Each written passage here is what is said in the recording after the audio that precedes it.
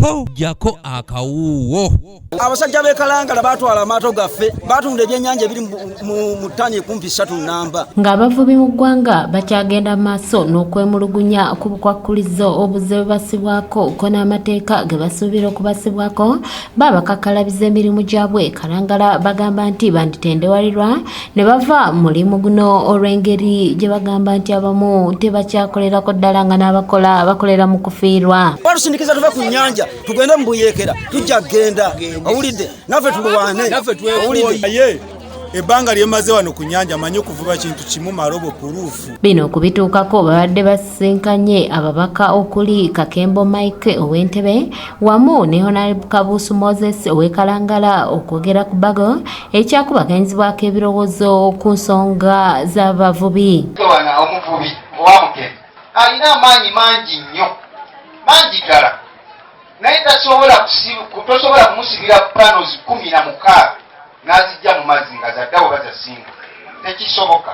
Waliwo obuwaayiriza obuli waggulu awo mu bantu abeeyagaliza okugira nga bakyali mu kintu kino. Wano ababaka bano basinzidde ne basinkanamu abavubi ku mwalo e Kalangala okulaba butya bwe bayinza okusalira ku nsonga z'amagezi. Abavubi beemulugunyiza ku nsonga nnyingi nga muno mwe muli n'okugaanibwa okuvuba mukene ekintu kye bagamba nti kyandibassa obwavu. Mukama wange oba bakama bange nze ntegeeza kyenjogera nga ge mazima. Panos tusaba mutuwe pano 10 milimita ze babadde boogerako obutuli buno bwolaba bakugamba etteeka lye balagira nti kino ekitimba tekikkirizibwa kuvuba ku Victoria.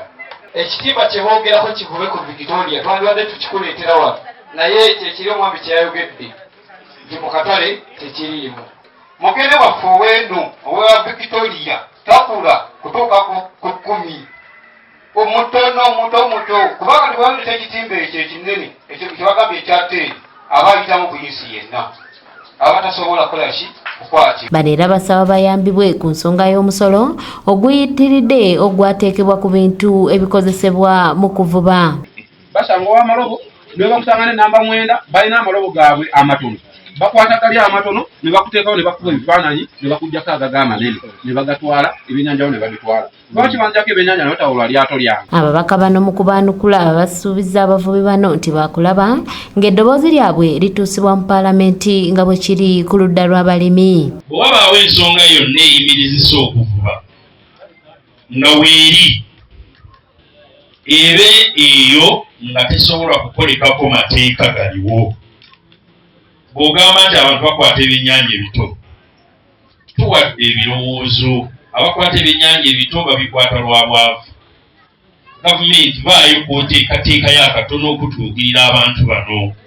Tulabye abalimi abalunzi abasuubuzi abaki nga balina bwe babatuukirirayo.